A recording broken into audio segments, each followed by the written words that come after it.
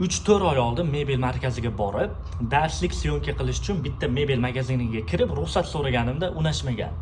Chunki bizni modellarimizni boshqa mebelchilar ko'rib, ko'chirib oladi. Shuning uchun buni rasmga olishga ruxsat bermaymiz degan va o'sha magaziniga rasmga olish mumkin emas degan rasm ham yopishtirib qo'yishgan ekan. Endi mana oradan shuncha vaqt o'tdi-da, yaqinda ko'rdim, u xuddi o'sha brend, nomini ayta olmayman, Instagram profili ochib, o'sha ko'rsatgisi kelmagan mebellarni o'zlari videoga olib, o'zlari reklama yoqishyapti ekan.